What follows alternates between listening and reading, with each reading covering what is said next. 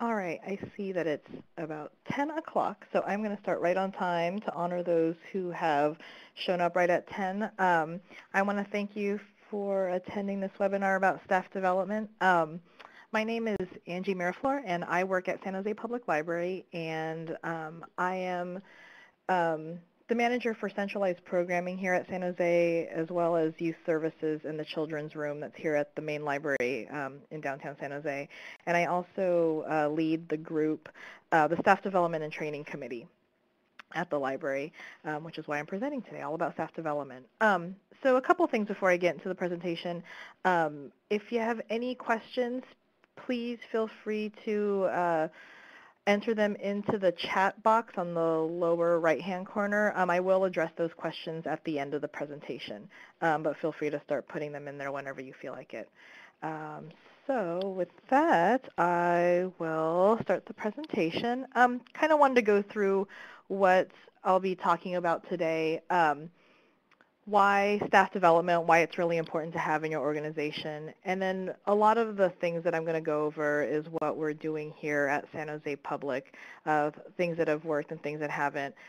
This includes some of our core training that we do with all staff, an online self-paced learning tool that we've done.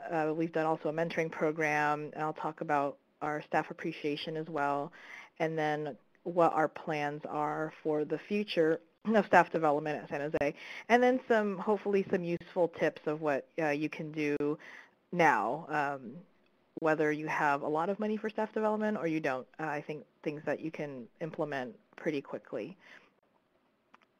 So what I first want to talk about is why is staff development important, and there is a really interesting report that was put out by the Society for Human Resource Management, and they did a survey of people from all various kinds of organizations in the United States talking about an organization's commitment to professional development, the relationship of a supervisor and their employees, and it's like an 80-page report, but there are some really good points in there about why staff development is important.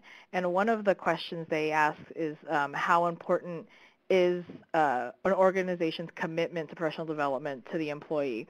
And as you can see by this chart, a lot of staff really do feel that it's an important part and really contributes to staff morale within an organization. Moving on to the next slide. And also they asked them, they surveyed these employees and asked them about career development and how important that is to have those kinds of opportunities within an organization. As you can see, a lot of people felt that that was important. There was an interesting bit about it that said that people who were new to the organization, which meant 5 to 6 years, found that it was way more, those people found it way more important than to those who had been in the organization for longer, and I think it was like 10 or plus years or so. I will give there's a URL at the end of the presentation that has it's the link to the entire 80-plus page report, and there's really interesting articles inside it as well as all of the data from the study that they did. So going on to some of the core training that we have here at San Jose, probably the biggest thing that we have is our staff in services, and we have those quarterly, so every 3 months, where we are able to actually close the libraries for a few hours in the morning and have 2 times a year, it's an all-staff meeting where everyone in the system meets in one location. And then the other 2 times a year, it's in-house, so within your branch or your unit.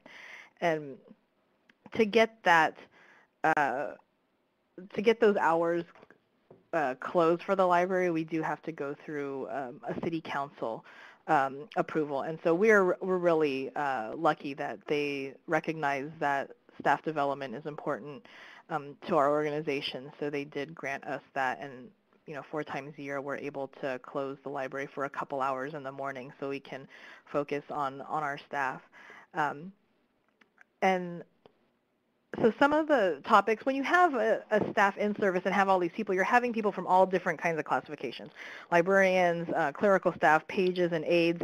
And so we really, this committee that I lead, we really try and look at subject matter that will be relevant to all staff. And it's varied. Some of our recent ones we've had is dealing with difficult customers, which I'm sure you can have like all the time and it'll always be relevant. But we have had conversations about the future of libraries where we brought a panel of people to talk about what they thought of the future, what they see in the libraries in like, 5, 10, 15, 20 years. And then we also had some group work after that where people could come up with their own ideas of how they see the library of the future. And then we even did something maybe about a year ago with Cheryl Gould from InfoPeople about more like self-discovery and discovering like who you are and what your working style is. And I think that really reached across all various staff members. And so we really try and work with that and try and find something that everybody will be interested in. And also with these in-services, especially the ones that where all staff show up in one location, it's really a time for us to be, to have like that social time. I really don't consider that a waste of time at all. We do have like a lot of breaks for people to get to know each other. We're San Jose Public Library, we're 23 locations spanning across all of the city, and people transfer from location to location all the time. And so there's a lot of times where you won't see an old coworker, and I really think that part of keeping staff morale high, part of that is really being able to just socialize and be able to talk to people and see what they're up to and kind of reacquaint yourself with former coworkers and friends. There's a lot of people in this organization who are very good friends. So we do allow for that kind of time too. And we also do we do a lot of like celebration of staff during these times when we're all together. So in one of our all staff meetings where everybody's together, we'll honor people who have been working for the city for a certain amount of years. We do kind of like more sillier things, like have PowerPoint presentations that have pictures of everybody working at the branches. And it's really just something to show staff that they are valued in the organization. So the other two times we have the staff in services, they are done at the branch or the unit, and we'll have, again, we'll still have subject-specific matter. Most of the time it's very branch-related or unit-related, so things about like building safety. If a branch has a specific customer service problem or issue that they want to bring up or retrain their staff, they'll do that. Sometimes certain staff will just have a lot of new staff and they'll just go over some information from before.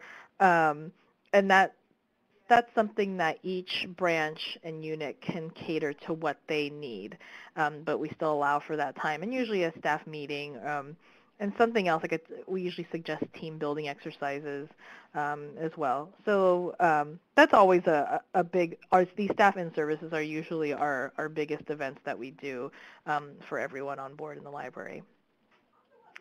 So the other thing that we do too is an individual training plan. So these plans are, they coincide with the annual evaluation, the performance appraisal of every staff member.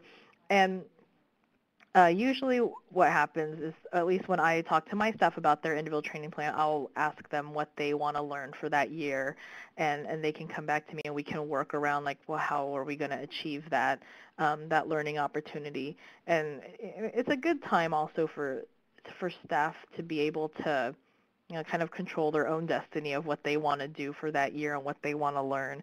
And I think getting that staff input is really important. And that can vary from, going to a workshop or doing whatever internal training that we may have, and it's just really up to the supervisor and that staff person to decide. So the other thing that we've done, and we've done this for, gosh, I want to say maybe 3 or 4 years, maybe even, maybe even longer than that. Yeah, 5 years. Is our self-paced learning, and this is all done online. It's modeled after the 23 things from Charlotte Mecklenburg Library that they did back in '06, where it showed like 23 kind of Web 2.0 tools. I think Twitter, Flickr, I can't remember some of the other things, but how to use those technology tools.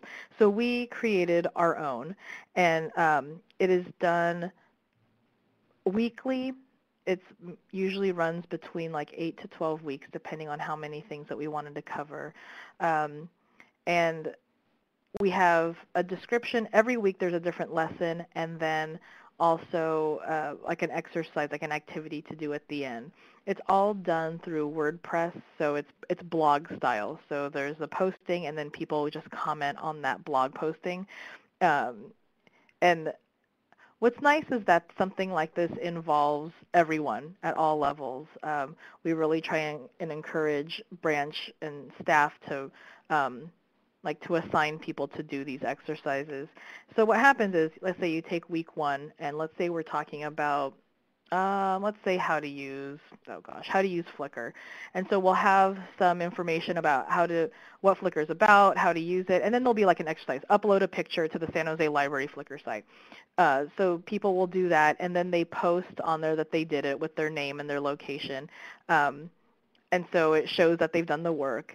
And also part of it is we want to do prizes too. So we'll offer we'll offer different kinds of prizes that are all actually donated by staff members. And people can bid on those prizes, and I'll show you how that looks too. But so every week we have like a different lesson. They do it, and then we have winners of these prizes, and we also do like a overall location winner. So the highest percentage of completion at a branch or a unit too. And so I think like kind of having that healthy competition between the locations is good too. So it really gets people going. We've done several kinds of subject matter. We try and theme it. So the first thing we did was pretty much copying that 23 things from Charlotte Mecklenburg. We've done ones called Database Delight, which showed all of our databases that we subscribe to at San Jose. We've done an eBooks one that obviously talks about ebooks. And then we've done another one where we looked at online resources that weren't databases, weren't ebooks, things like how to use the U.S. Census data, how to use Google Docs or Google Drive, and then I think we're currently working on another one right now because there's been so much change in all the different kind of ebook resources that we have. So we're working on another ebook one. So just to kind of show you some screenshots of it. So here's how we do the prizes. All of the prizes are, like I said, are donated. We take pictures of them, post them on our Flickr page, and then staff who complete a lesson, when they complete a lesson, they get one entry, like kind of one raffle ticket. So then they can choose the item that they want to put their name in this like quote unquote kind of virtual raffle, and they just comment on the photo, and that is an entry. Luckily we do have like a pretty good web team staff, and they're the ones that really keep track of all the entries and distribute the prizes and take the photos and do all of that. So that's how we do the individual prizes. Let's see. And here's the eBooks Excitement. Like I said, this was one of the online learning lessons that we did maybe a few years ago.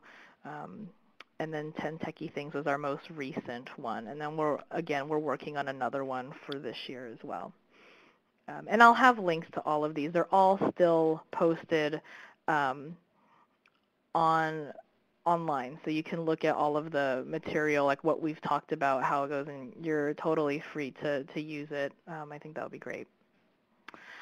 So the other thing that we do with staff development and training is a mentoring program.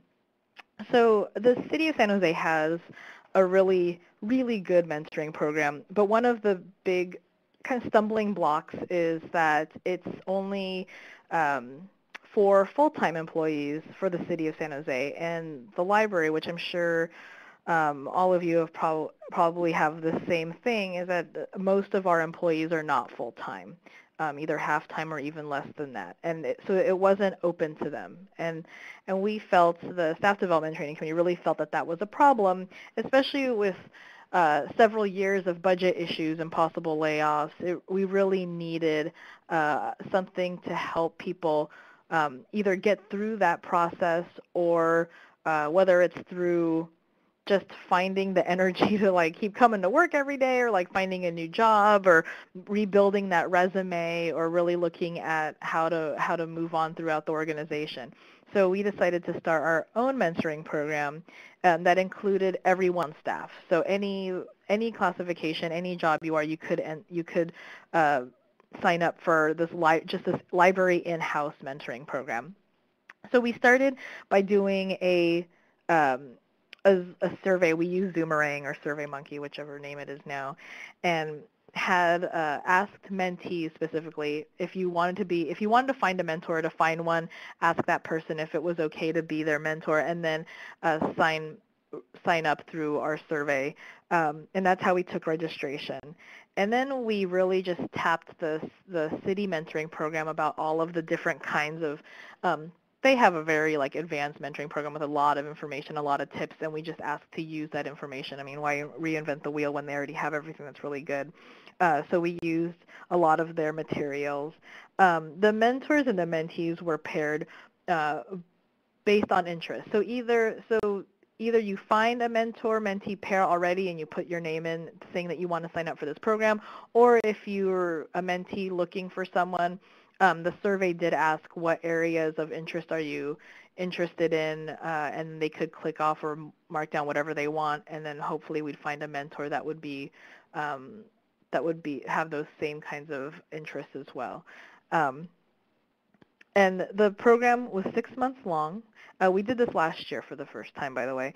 So this was a 6-month-long program that really consisted of an orientation and a mid-time checkup, about a 3 or 4 month checkup, and then a couple other workshops in between that weren't required but connected to the mentoring. So resume building and other things like that would probably be beneficial to the mentees. The other big thing about this mentoring program that we really wanted to highlight, that it was not just library related. In our library, we have a marketing department, business office, accounting, IT, volunteer coordination, grant writing, a lot of these other departments that are human resources that play critical roles in the library but aren't necessarily just librarian focused. And some people really wanted to have that mentoring of personal development too, not just professional. So we really wanted to nail down that it didn't just have to be somebody who was going to go into library school or thinking about becoming a librarian, and I think we got a good response because of that. Let's see. So this program went for about 6 months. We had, for our first time, we had about, I want to say 40 or 42 people, so about 20 pairs that participated of various interests. Some were very, we also had some of the training that we involved during the mentoring piece was about how to create goals and how to develop a path that will get you to those goals as well. And that's what the mentors and the mentees really worked on, and that's kind of where we checked in on them. But other than that, we left it very casual. If you guys want to meet once a week, that's cool. If you want to do everything through email and phone, we didn't really care. However, the pairs really wanted to communicate was fine with us. And then we just had those couple check-ins. So our first run through for this, we did learn some things. We really learned that having something at the end of the mentoring program was really important, kind of a celebration and an evaluation of the 6-month process. Um, the mentoring program lasts for 6 months, but of course, we definitely encourage these pairs to continue communication beyond the 6 months. I mean, once you have a mentor, hopefully you have that person for a while. But I felt like we were a little bit too casual and probably wanted to have a couple more check-in points, and to just make sure that everything was going okay. We also wanted to we figured out that creating goals is really hard. We just figured that people would know how to do this, and there is a process of SMART goal creation, and that we tried to incorporate into the mentoring program, and we just didn't talk enough about that process. And so this year, our mentoring program, which we're actually starting this afternoon, we're doing an orientation this afternoon, we're going to have a whole separate training on just how to create goals, these SMART goals. We felt like that was a big challenge for a lot of people, and it caused some people to drop out because they just didn't really want to, they didn't know how to, and they didn't want to really want to put the effort into it, and we didn't train enough. I felt like we needed to train a little bit more. The other point was that there was an assumption too that mentors and mentees really that they understood their roles, and getting some of the feedback after the first round, we realized that, like, for example, we wanted to emphasize that mentees were the people who drove the mentoring relationship. They're the ones that would create the meetings, talk to their mentors, ask them questions, and that wasn't communicated too much because we kept hearing back from the mentors saying, like, well, I've never heard from my mentee after the first few weeks, and so we want to. So this time around, for example, this afternoon, we're going to make sure and talk about that and really emphasize that part of the relationship. And also, like, the mentors too, talk to them more about being a mentor and what that entails. From my own experience of being in a mentoring program and just working in a library, I feel like everyone in a library wants to be a mentee. We always feel like we're always wanting to learn, but a lot of us don't reflect on how we are a mentor, and I think many of us are mentors, and to think about how you communicate to someone what you do and why you do it, it does take some thinking. It doesn't just come naturally. It's not to all of us. And then the last thing too is to follow up after the 6 months are over, and really, like, use that to evaluate the mentoring. Like, I think one of the big things that we did that I felt was really important was to reflect back on what we do, or how our mentoring program worked, and what we could do to make it better. So I'm hoping this next 6-month round will be a little bit better than last time. We do have about the same amount of people who have signed up, so about 20 pairs. So we'll see how that works.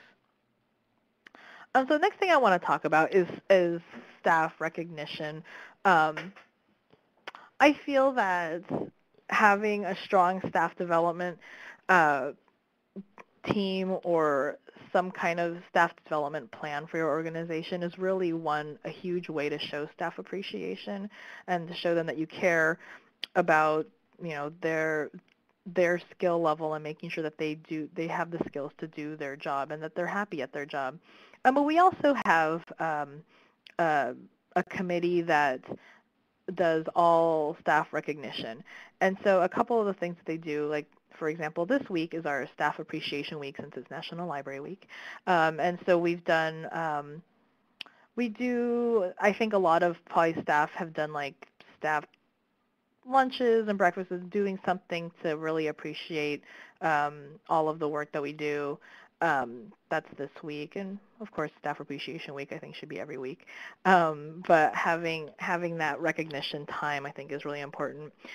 This committee also is in charge of the fundraising that we do within our organization, and then that money is also used towards things like buying little, like, treats and goodies for each of the branches, whether it's like we've done years before where it's like you get we'll send like a cake to every branch. We've done that before.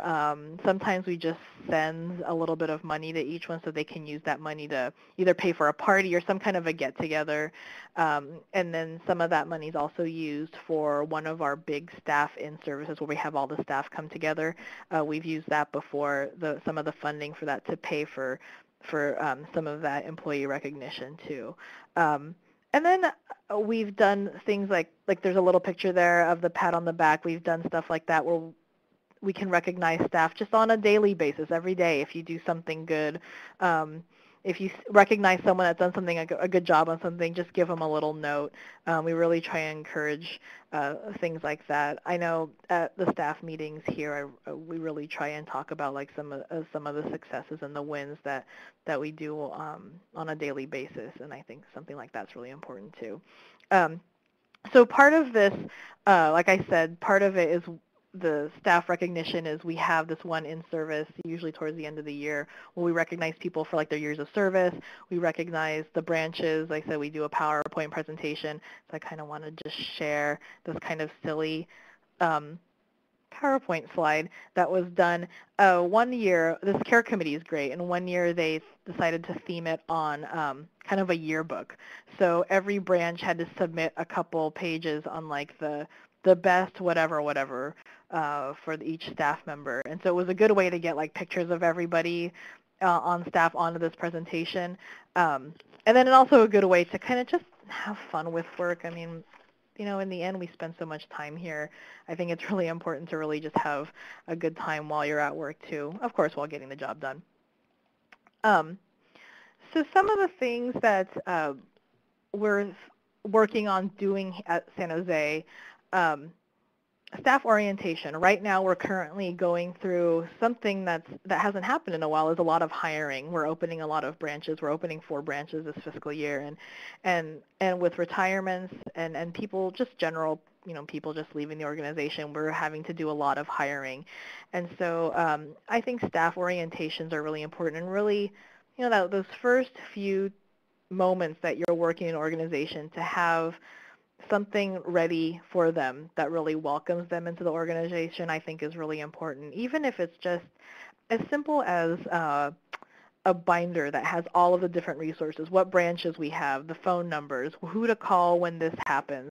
Those first few things, kind of like a survival guide, I think really shows that you're welcoming people into your organization, and that you're there to help them if they have any questions, which of course they're going to have a lot of questions when they first start. So we're really trying to make sure that we have these staff orientations, and that we have orientations that are catered to the different kind of classification. Like with management, we've done a different kind of orientation compared to if we have pages and aides.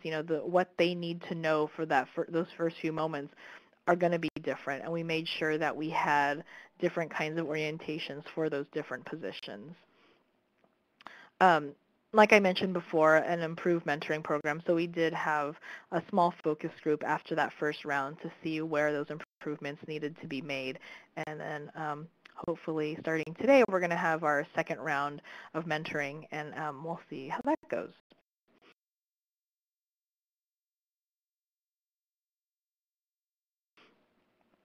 A leadership academy, this is something, again,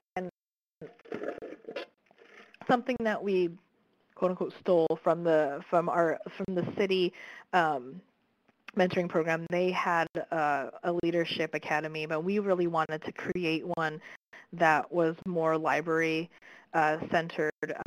We really want to encourage people to move up in the organization, and we feel that having some of these kind of like leadership skill building workshops with either current managers or people who are just interested. I mean, I don't think having the title of a manager necessarily means that you're the only ones that can be leaders. I really believe that anybody can be a leader, if they want to. So I know that we've done a couple surveys right now of what people are interested in learning about, and so we're going to apply those and start kind of a series of leadership workshops for our staff. Customer service is another big thing for us too. And we did about maybe 6 years ago, we had a kind of we had a customer service, I guess it was an academy, like a 2-day workshop where we really emphasized our customer service model, and we need to bring that up again. We have a lot of staff turnover from 6 years ago, and so to kind of refresh that customer service, those lessons is really important to us. And for some reason, everything ends up being an academy, so that's us. So the last thing I really want to talk about is, out of all of this, what can you do right now that is reasonably priced, doesn't take a lot of time, and really shows that you care about your staff and that staff development is really something critical in your organization? I would say use Zoomerang or SurveyMonkey. I think if you type in whichever one, it'll come up. We have a paid account. It's not that expensive. I can't remember the price. It's really not that expensive, but you can also have a free account too. And just to start getting people thinking about what do they want to learn, I think getting feedback and getting that staff input is important to staff buy-in. And so I think just polling people and just asking them what they want to learn, what they think is important, how they think the library is going to look in whatever many years, is something that you can do that's really simple. The other thing is to find really those staff members who really believe in staff development. I think we're really lucky at San Jose that we have a good group of people who really know the importance of staff development. And also, we're really lucky that they're coming from all different aspects. Like we have our web team manager who's really gung-ho about staff development, and it's great because a lot of the staff development needs we're finding from the surveys that we do is really technology-based. How do I use this? How do I blog on our website? How do I use this kind of technology? How do I do that? How do I use ebooks? How do I teach customers how to use ebooks? And so to have her involved is really important. We have our human resources person involved, and she's been great. And then we have other classifications from librarians to our circulation managers.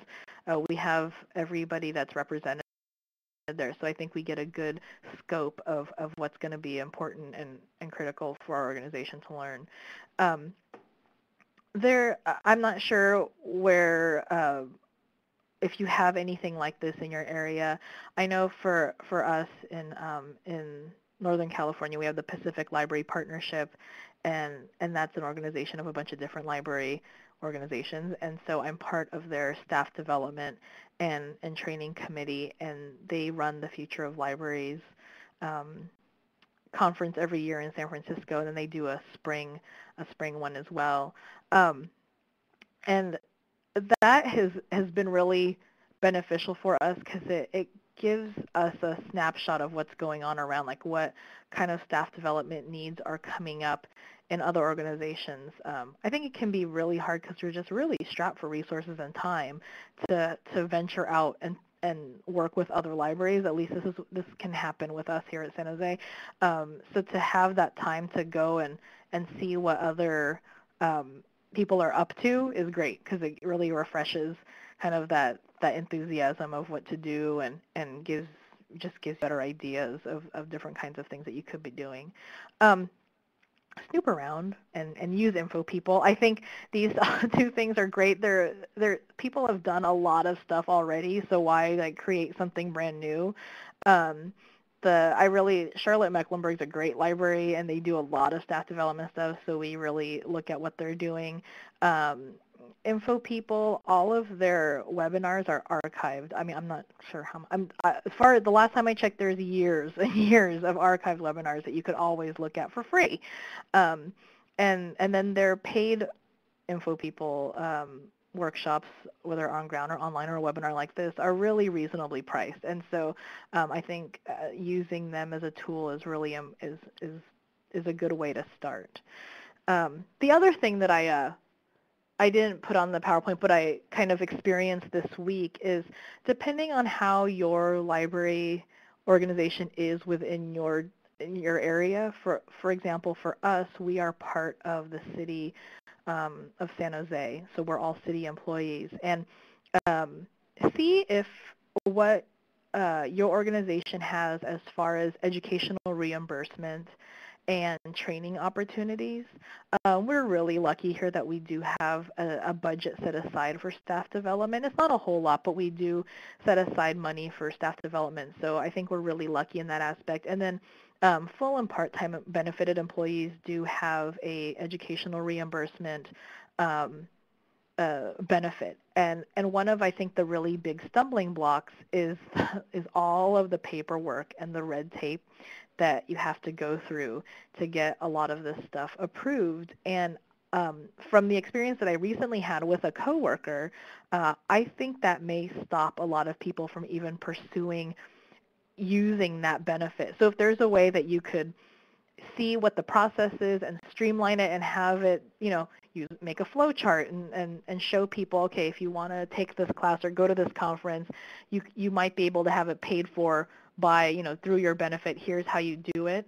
I think that would be something really beneficial because I really think that all of the complications, at least with us, and all the things where we didn't know what form to fill out, and we really had to do the research on like, okay, no, now you fill this out, but now you have to have it approved by this, and make sure you do this within this amount of time. I could see that being a huge stumbling block and preventing people from even like trying and then possibly not taking that training and not going to that conference, which would be unfortunate. So here are all of the different websites that I talked about, including all of our different self-paced online stuff, and then that human resources management, that survey, that study that I mentioned at the beginning. And if you want any of these links, you're also feel free to email me as well, and I'll just go back to that. So email me or call. Does anybody have any questions about anything that I talked about today?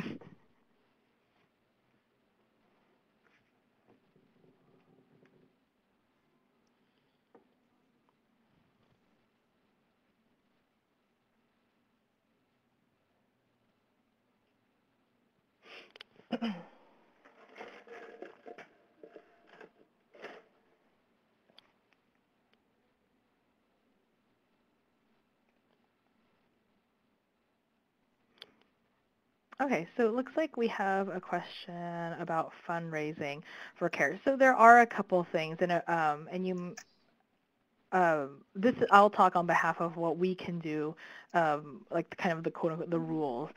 All of our fundraising has to be done within staff. Or within other city employees, I believe. Right now, we've just really focused on fundraising through staff. So for example, if we do a like a candy sale, like where we could send like candy bars to workers. There's usually a care committee, one person from each location that goes to that is like the care representative, and they'll be responsible for promoting the fundraiser, collecting the money, giving it to the people that are gonna buy the candy, organize it, distribute out, and so.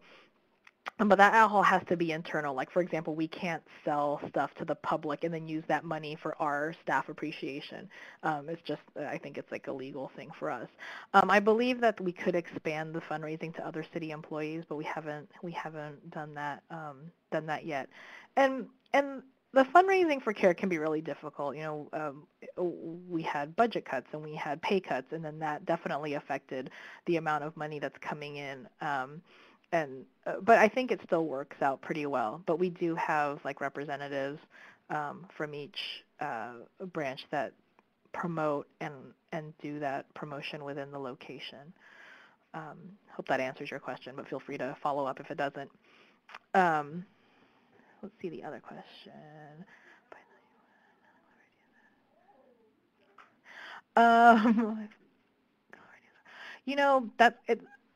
That's a really interesting question, Sean. I was at a conference, like a one-day conference in New York a couple weeks ago, and the Anythink libraries in Colorado, I want to say Denver, the director was speaking, and one thing that they did, and I think they have a staff of about 20 or 30, which I'm trying to figure out how we do it with a staff of like 300 people. They had these like tech challenge days with their staff where they focused on three things. I think it was like animation and movie making, like three kind of like techie fun projects. And they split people up into teams of like 4 or 5. And within 3 or 4 hours, they had to learn how to use software, and then create some kind of a library promotional tool, and then present it within the 4 hours. And it just looked like a lot of fun. And I'm not sure what the cost of that was at all.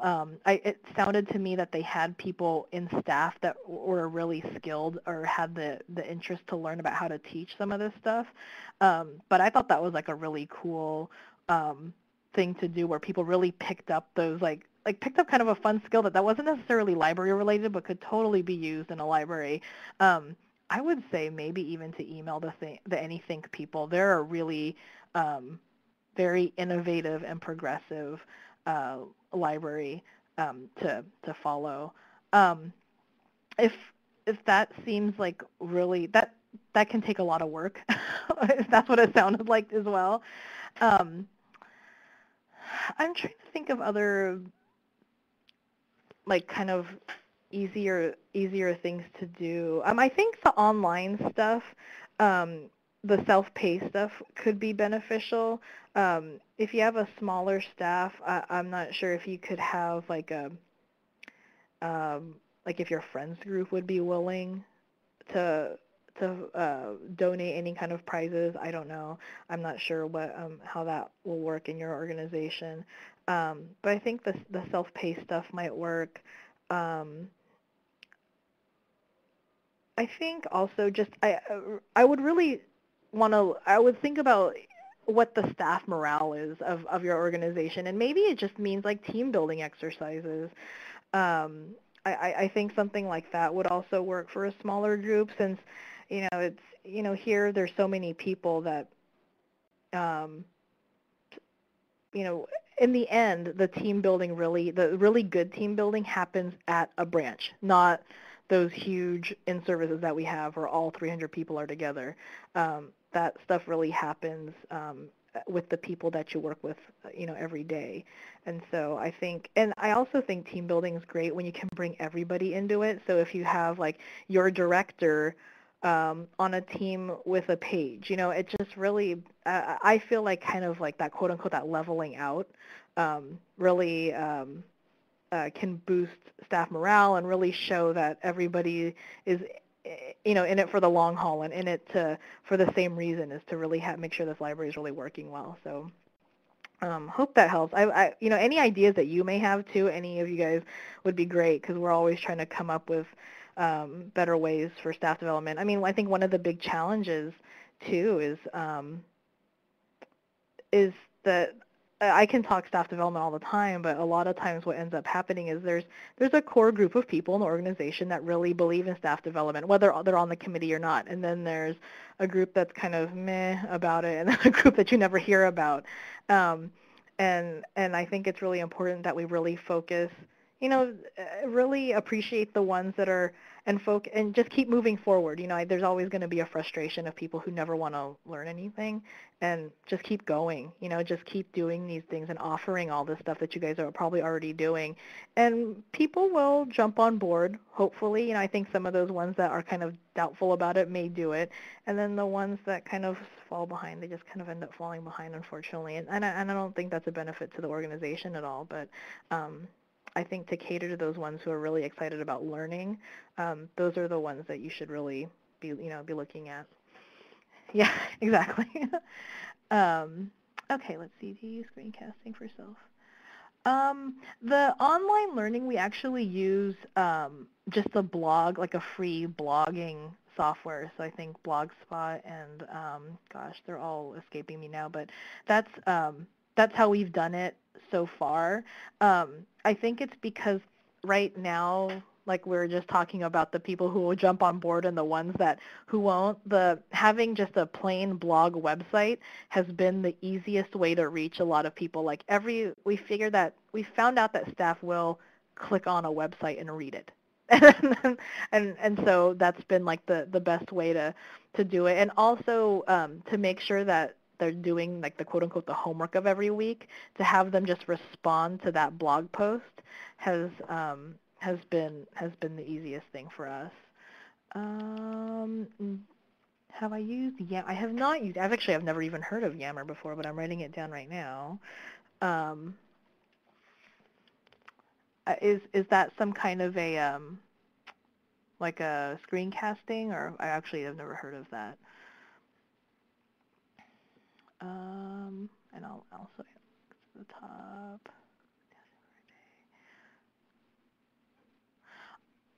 I think so.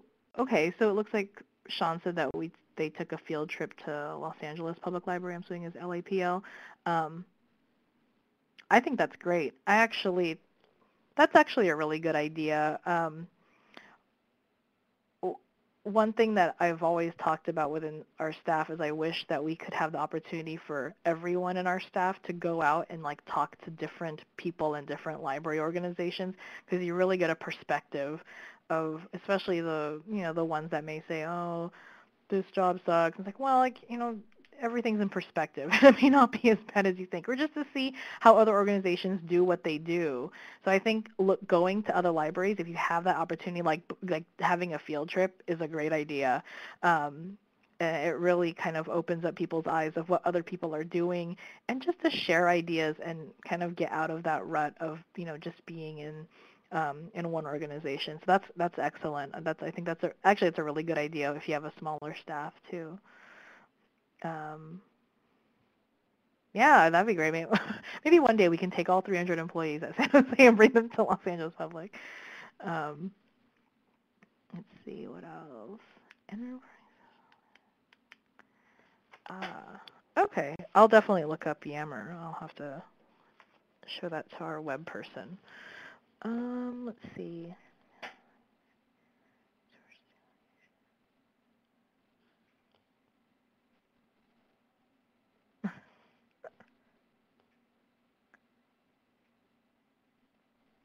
So that's cool. We have done, we've tried other things in the past too, where we had a, like where we'll have staff members work at other locations.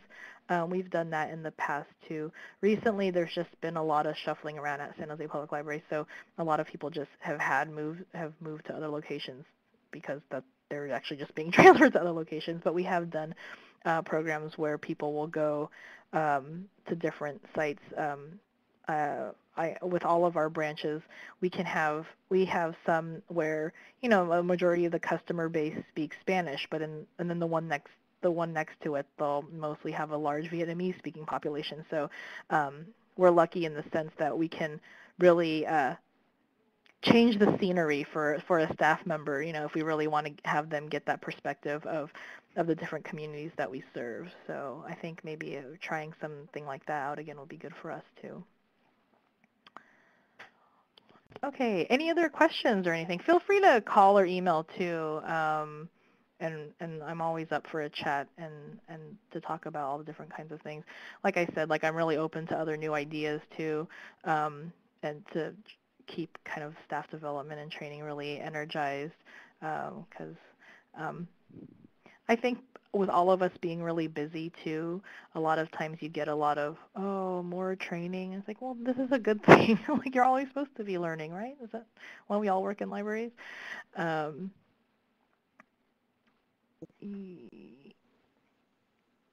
yeah. I believe that I know that this webinar is also being recorded. I can also just send out the Okay. PowerPoint too. So thank you, Angie. Can you hear me okay? To email me, and I can just send you the attachment. Yeah, I want to thank you, Angie, for doing this presentation. I think it's great. I think often when we so I think go if to we the don't have CLA anybody have annual, any we can't questions, see kind of a small everything, group so I today. appreciate you doing this again for the webinar. Thank you again for coming. I think I hope everyone Jeff else may have got a great words about perspective some on that. parting I think words the for training us. is very educational. And this is going to put a plug in for the California Library Association. These are some of the programs we put on for you to help you out. And this is where your money goes to providing these kinds of presentations. And also put a plug for the Management Interest Group that helped organize this. So if you're interested in taking a more active role in CLA, you can give me a call or email me, jdscott@co.tulare.ca.us. I also sent that out, a reminder out for the program. So thank you everyone for attending, and thank you